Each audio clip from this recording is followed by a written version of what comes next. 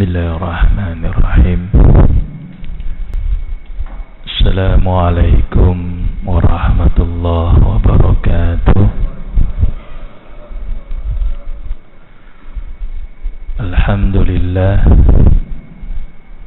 Alhamdulillahi rabbil alamin.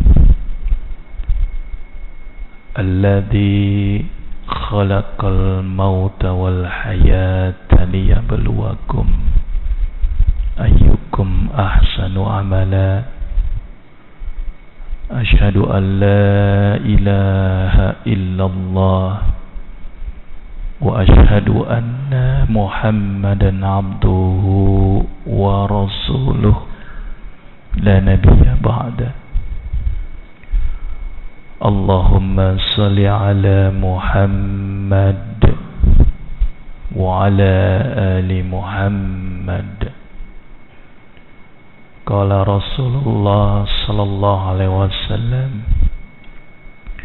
afdala ma tadawaitum bihil hijama. Sadaqa Rasulullah sallallahu alaihi wasallam. Hari ini kita bersyukur pada Allah karena Allah masih memberikan begitu banyak nikmat. Nikmat iman, nikmat Islam, dan satu lagi nikmat sehat. Beberapa waktu yang lalu saya kedatangan seorang pasien menderita penyakit stroke. Saya tidak khawatir dengan sakitnya. Saya tidak khawatir dengan lumpuhnya. Tapi saya begitu prihatin karena pasien tersebut tidak sholat. Saya tanya sama pasien, gimana sholatnya bu? Dok, saya nggak bisa ngapa-ngapain, jadi saya nggak sholat. Sedih saya. Sholat adalah satu amalan yang wajib dan tidak ada rukhsah di dalamnya. Mau dalam keadaan tidak bisa berdiri, duduk. Nggak bisa duduk, tidur. Bahkan dalam keadaan koma pun mungkin kita hanya bisa sholat dengan hati. Jadi mudah-mudahan yang diberikan nikmat sehat, tolong jangan tinggalkan sholat. Dan mudah-mudahan kita dikuatkan oleh Allah untuk selalu sholat berjamaah di masjid. Salawat serta salam kita sampaikan kepada junjungan kita Rasulullah sallallahu alaihi wasallam, dan juga para keluarga, para sahabat, para tabi'in, dan juga pengikutnya yang setia. Mudah-mudahan kita bisa mendapat syafaatnya kelak. Amin ya rabbal alamin. Baik, habis lebaran saya baru kesini lagi dan materinya langsung bekam karena saya takut nanti habis lebaran kolesterolnya naik ini. Jadi harus bekam, harus saya sampaikan. Ini bekam bahasa Indonesianya, bahasa Arabnya al-hijamah, bahasa Cinanya guasha, bahasa Jawanya cantuk, bahasa Inggrisnya blood cupping. Terserah mau pakai yang mana ya, tapi umumnya bekam. Hari ini ngomong bekam. Banyak masyarakat menganggap bekam mengeluarkan darah kotor. Pertanyaan saya, benar apa salah Pak? Benar atau salah Pak? Nah, ini yang jadi perdebatan. Berarti kalau gitu ada darah kotor dan darah bersih. Apa bedanya darah kotor dan darah bersih? Ini nanti coba akan saya bahas. Ada lagi orang bilang, oh Pak, setelah dibekam darahnya hitam-hitam Pak, racunnya banyak. Jadi sugesti, oh iya saya beracun. Ada lagi orang di bekam tuh Pak, luar biasa. Gasnya Pak, di bekamnya banyak Pak. Plutuk. Padahal cuman gara-gara kopnya nggak pas sehingga ngerembes asapnya. Jadi ngerembes udaranya. Ini yang harus saya coba luruskan. Mudah-mudahan hari ini kita paham tentang bekam. Dan hari ini saya akan coba terangkan bekam secara level lebih detail, yaitu level molekuler. Jadi saya anggap di sini sudah S3 semuanya, gitu ya. Jadi mudah-mudahan ini paham, mudah-mudahan. Ini ada satu hadis luar biasa yang tadi saya bacakan. Afdhala ma tadawaitum bihil hijamah. Sebaik-baik pengobatan adalah berbekam. Ini kata yang luar biasa, tetapi kalau salah menerjemahkannya masalah ini. Saya pernah bertemu dengan seorang ustadz mengembangkan bekam. Dalil yang dipakai ini Pak, sebaik-baik pengobatan bekam. Ada kasus demam berdarah, trombositnya rendah. Ustadznya bilang sebaik-baik pengobatan bekam. Kira-kira gimana itu di bekam Pak? Bisa meninggal. Ada lagi pasien hipotensi, tensinya lagi rendah. Sebaik-baik pengobatan bekam, drop Pak, shock hipovolemik. Ini kalau ustadz yang mempresentasikannya nggak tepat. Tapi ini juga menjadi dalil buat nyalain dokter. Ini saya pernah ketemu di Solo antara ustadz sama dokter debat tentang pengobatan Islam. Saya di tengah-tengah. Ustadznya ngafir-ngafirin dokter. Antum nggak percaya sama hadis. Antum sesat ini. Wah, luar biasa. Dokternya nyala-nyalain ustadz. Antum nih nggak belajar banyak, nggak ngerti kesehatan. Jadi debat itu. Saya bilang, karena penengah ya sudah. Kalau ustadz mau paham kedokteran Islam, belajar kedokteran. Dokter, kalau antum pengen paham pengobatan Islam, belajar ini Islam. Saya bilang begitu. Jadi ketemu. Karena ternyata banyak mereka berdebat, tapi mereka tidak memahami satu dengan yang lainnya. Maka itu saya kuliahnya juga double supaya bisa memahami ini semuanya. Karena ternyata memang ini butuh pemahaman. Jadi ya sudah, untuk belajar Tibun Nabawi harus bisa mempelajari kedua-duanya. Sebaik-baik pengobatan bukan berarti semua penyakit bisa dibekam. Ada aspek kontraindikasinya. Tapi bekam adalah pengobatan yang luar biasa Pak. Kebenaran tesis S2 saya tentang bekam, sehingga saya mencari jurnal-jurnal tentang bekam. Masya Allah, Allahu Akbar, luar biasa. Sangat rugi orang yang tidak dibekam. Padahal Rasulullah mensunnahkan berbekam 1 bulan 1 kali setiap tanggal 17, 19, dan 21 Hijriah. Kalau tidak salah hari ini atau besok. Ini sunnahnya berbekam. Kita mengaku umatnya Rasulullah, kita cinta sama Rasulullah, tetapi kita tidak pernah mengikuti apa yang Rasul lakukan, sangat aneh. Jadi saya berharap di sini bapak-bapak kalau mengaku umatnya Rasulullah, ayo bekam Pak. Ini luar biasa. Bahkan saya mengajak bapak-bapak di sini kalau bisa membekam.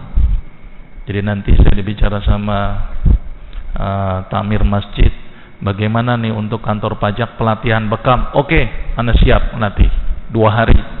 Karena saya punya target 1 keluarga 1 pembekam. Kenapa ini penting? Nanti kalau seandainya akhir zaman terjadi perang besar, Indonesia diembargo obat-obatan kimia sintetis, mau pakai apa? Saya diundang sama Ustadz Zulkifli Ali, Ustadz akhir zaman, bilang, Dok, ini gimana ini negara kalau Indonesia diembargo obat-obatan ini? 90% obat kimia sintetik impor, apa yang harus kami lakukan? Sudah, pelajari herbal, pelajari bekam. Diundang saya di sana, ngajarin pemuda-pemuda akhir zaman yang pada waktu itu juga ada kontes memanah, berkuda, dan berenang. Ya, jadi sekalian ngajarin itu. Jadi kalau bapak ini minimal bekam Pak. Kalau bisa jadi ahli bekam semuanya. Saya siap untuk mengajarkan. Nanti mungkin sekitar 20 atau 30 orang. Bagaimana teknik bekam? Mudah kok, nggak terlalu sulit. Karena ini sebulan sekali, jadi rutin. Minimal bekam istrinya, bukan hanya bekap doang, tapi bekam juga, gitu ya. Terus kemudian kesembuhan itu terletak pada 3 hal: minum madu, bekam, dan sundutan besi panas. Tapi Rasul tidak merekomendasikan sundutan dengan besi panas. Jadi bekam ini sangat direkomendasikan. Bahkan ada sebuah kitab, ini kitab yang luar biasa. Yusuf Qaradawi bilang bahwa bekam itu katanya sampai selevel fardu kifayah. Satu wilayah yang tidak ada ahli bekamnya, dosa itu satu wilayah. Makanya kalau di kantor pajak ini nggak ahli bekam, ini mungkin dosa semua ini kantor pajak. Maka itu harus jadi ahli bekam. Ini yang ngomong bukan saya ini. Ya, jadi langkah konkretnya di sini nanti ada pelatihan bekam. Syukur-syukur kalau di sini ada klinik akhir di sini. Nah, kliniknya itu harus tempat bekam. Jadi kliniknya rame dengan orang yang bekam, bukan rame dengan yang minta obat saja. Mudah-mudahan di sini dokternya hadir, mudah-mudahan ya. Jadi disediakan tempat bekam di klinik karena harus terstandar medis, gitu ya. Ini contoh bekam ngawur. Ya, jangan diikutin ini Pak, ini banyak sekali ini. Ini contoh bekam titik-titik sunnah.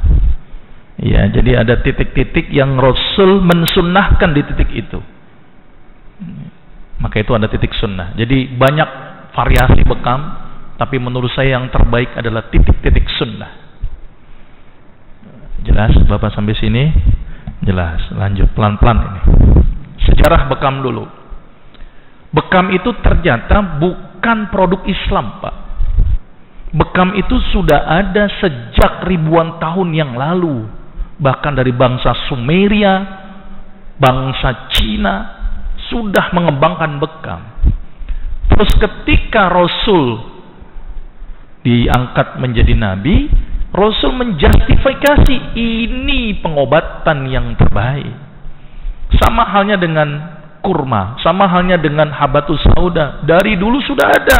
Rasul menjustifikasi habatus sauda mengobati semua penyakit kecuali kematian.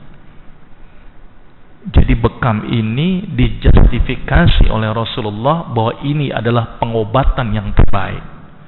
Pada waktu itu ada bangsa Romawi, ada bangsa Yunani dan bangsa Mesir yang juga mengembangkan pengobatan, tapi Rasul menjustifikasi pengobatan yang terbaik adalah bekam. Kenapa harus berbekam? Kita belajar sekarang. Sebelum saya masuk, saya belajar kulit dulu. Sebelum masuk ini. Kulit ini organ yang bisa membedakan orang ini ganteng apa enggak.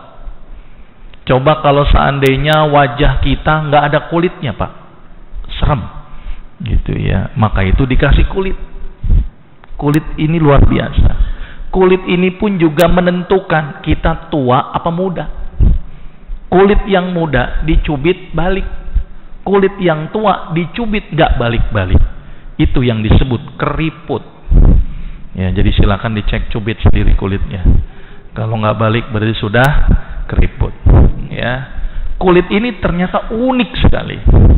Ya, menentukan warna kulit ada hitam, ada putih, ada kuning. Itu karena kandungan pigmennya. Tapi ada satu hal yang luar biasa dari kulit. Kulit adalah organ ekskresi. Apa itu? Organ yang membuang racun, Pak.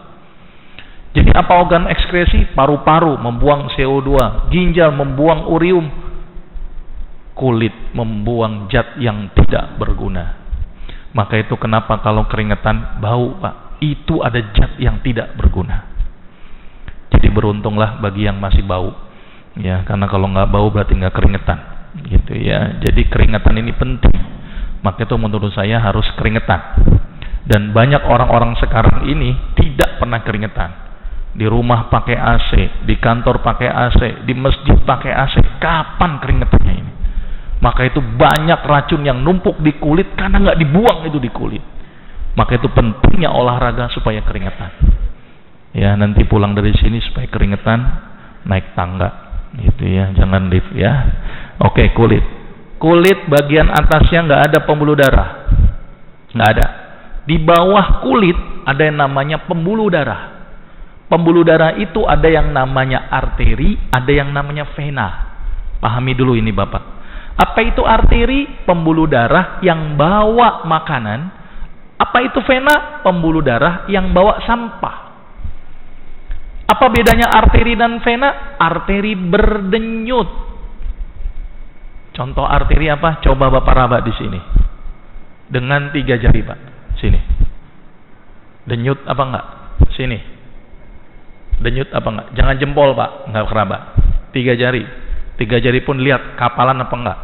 Ya, kalau kapalan enggak keraba ini biasanya. Ya, kalau enggak keraba berarti sudah kapalan ini. 3 jari ini. Itu arteri, dia berdenyut, dia membawa oksigen, membawa makanan untuk ngasih makan ke sel-sel dalam tubuh kita. Jadi sel tubuh kita dikasih makan oleh arteri. Kemudian sel membelah, memproduksi sesuatu, menghasilkan enzim, menghasilkan protein, tapi juga menghasilkan sampah metabolisme, dan itu dibuang melalui darah vena. Apa itu darah vena? Darah vena itu darah yang kalau di kulit itu kelihatan warna biru-biru atau biru kehijauan. Ya, silakan dilihat itu vena. Itu kalau kulitnya putih. Ya, kalau itu biasanya nggak kelihatan. Sudahlah, yang itu nggak usah ngelihat. Ya, yang putih aja deh. Ya, jadi vena ini membawa metabolisme untuk dibuang racunnya ke paru-paru, kemudian ke ginjal atau ke feses atau ke kotoran. Vena letaknya di bagian atas, arteri letaknya di bagian dalam. Jadi kalau ada orang yang kepotong, dia cuma netes, berarti kepotong venanya. Tetapi kalau dia motong muncrat curut, berarti kena arterinya. Maka itu saya ajarkan Pak, kalau pengen bunuh diri cepat, ini saya ajarin nih Pak ya, itu potong arterinya Pak, cepat sekali itu Pak. Banyak orang bunuh diri, motong sininya Pak, nggak mati Pak, ini hanya motong tendo. Jadi kalau bunuh diri, motongnya agak gini dikit, nah ini mati Pak. Sepakat ya Pak ya, tapi tolong jangan diamalkan, bahaya ini ya. Karena salah orang bunuh diri, jadi sama aja akhirnya lumpuh dia, bukan malah mati. Sudah paham ya anatomi? Serta anatomi kulit, belajar darah dulu. Darah itu kalau diambil di sini Pak, di vena, kemudian diputar itu darah, ada 2 komponen, cairan darah dan sel darahnya. Sel darah isinya apa? Sel darah merah, sel darah putih, dan sel beku darah, namanya trombosit. Sel darah parah dia bergerak hanya ngikutin arus. Sel darah putih bergerak berdasarkan kehendaknya sendiri. Ini yang uniknya sel darah putih. Sel darah putih itu kalau ada kuman gerak walaupun dia melawan arus. Ketika kumannya di luar pembuluh darah, dia ngerembes lewat dinding pembuluh darah. Ketika ternyata ada kuman, dia lawan, ternyata jumlahnya kurang dan kalah, dia bikin sinyal, sumsum tulang produksi sel darah merah lagi, produksi lagi dalam jumlah yang banyak. Setelah cukup melawan kuman, apa yang dilakukan sel darah merah putih? Dia bunuh diri sendiri, namanya apoptosis.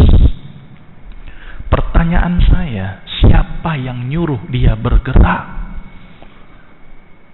Ini dunia kedokteran nggak bisa menjawab Pak. Ada faktor X. Maka itu kenapa sekarang banyak penelitian-penelitian terbaru untuk ngobatin penyakit dengan meningkatkan sistem imun.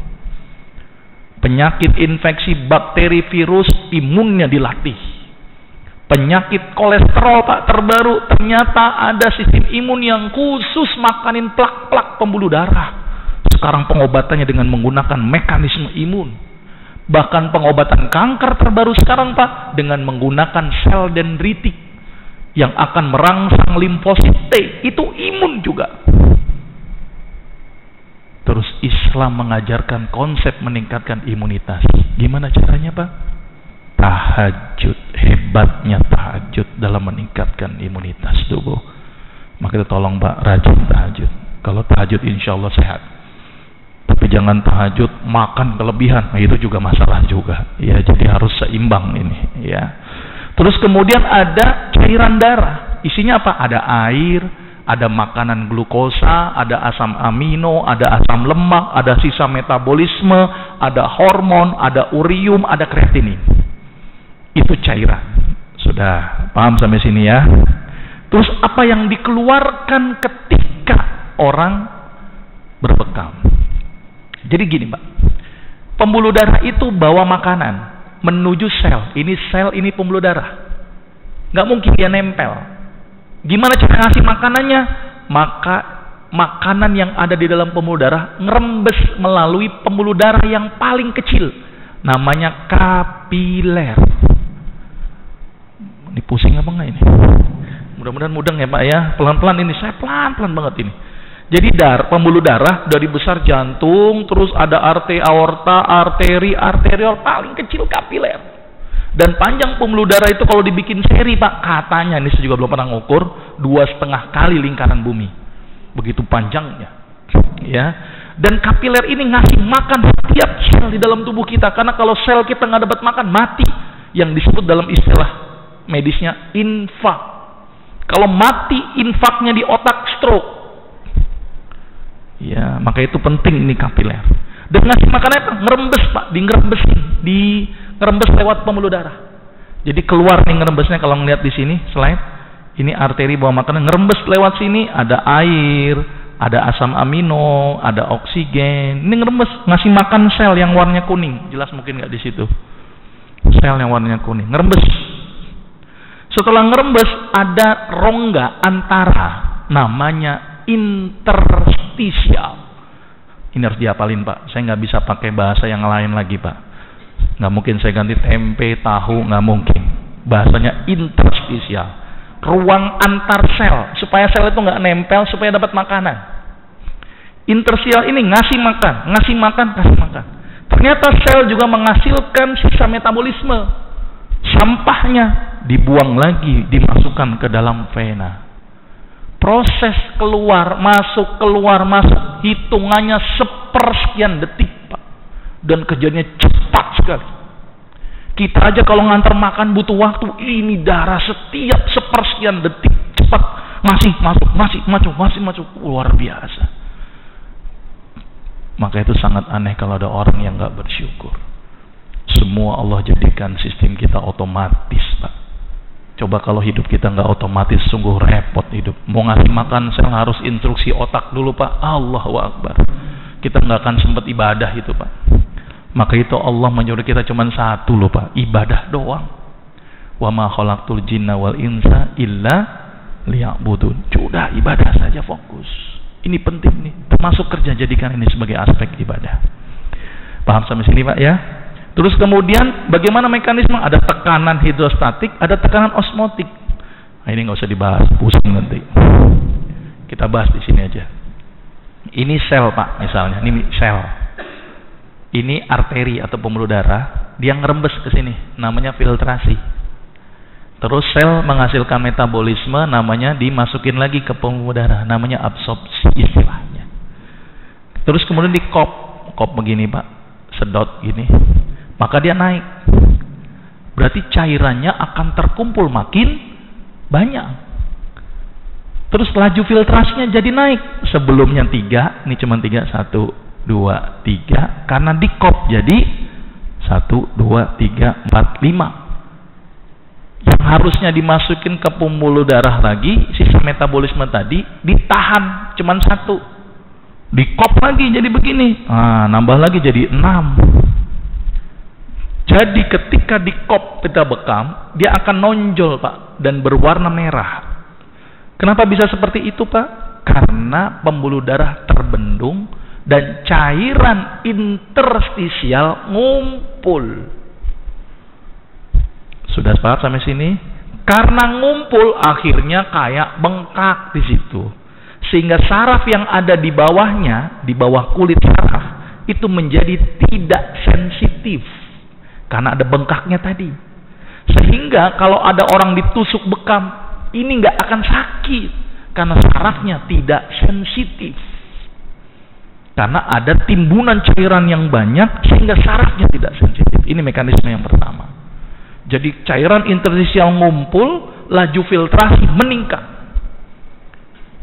pusing-pusing ini. Ya, mudah-mudahan ngerti aja deh ya. Kalau nggak ngerti nanti di training atau nanti nanya boleh.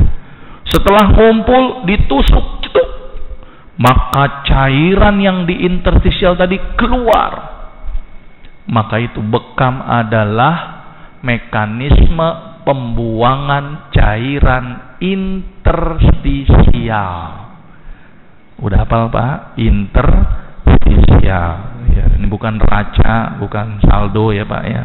Orang pajak hitung-hitungannya nih ya. Pokoknya interstisial. Jadi bekam mengeluarkan apa? Mengeluarkan cairan interstisial. Jadi nanti pulang dapat oleh-oleh, kata Dokter Agus, interstisial. Itu pun kalau ngomongnya nggak salah. Ya takutnya salah ini. Interstisial jadi kacau nanti ya. Keluar terus yang disedot cairan interstisial itu isinya apa aja? Ada air, ada gula, ada asam amino, ada asam lemak, ada sisa sampah ureum kreatinin, ada asam urat. Itu yang terbuang.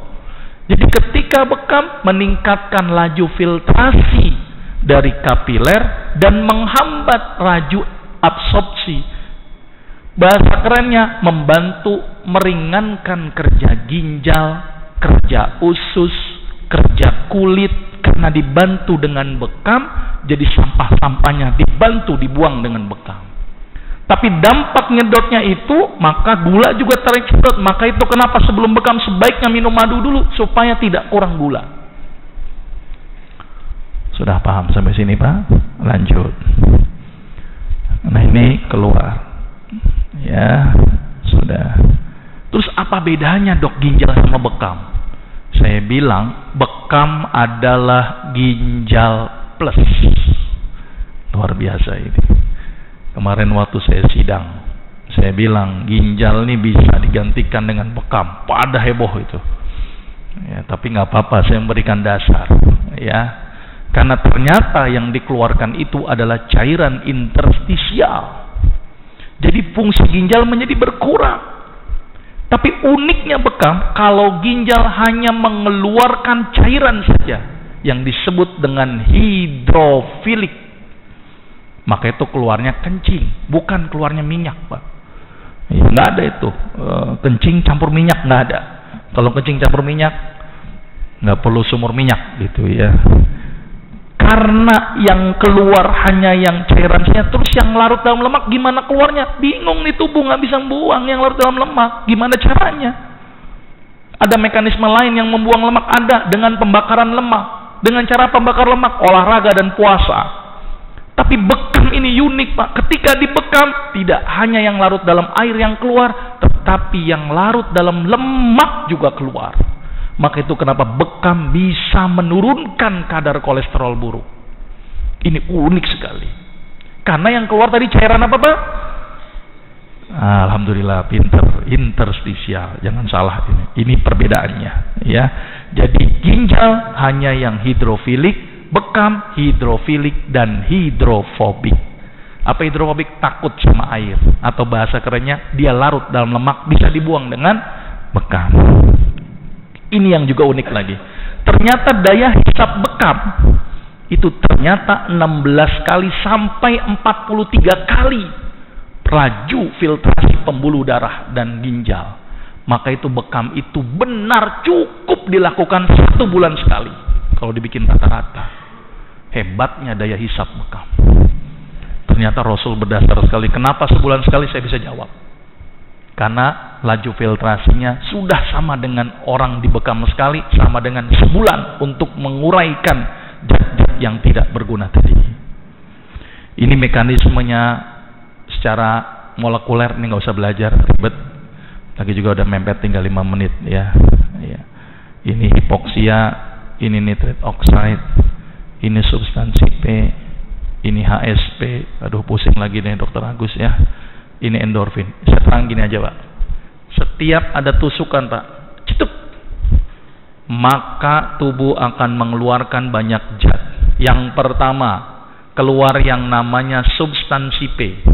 Substansi P keluar merangsang otak, otak akan mengeluarkan yang namanya beta endorfin, enkefalin dan dinorfin. Hormon apa ini?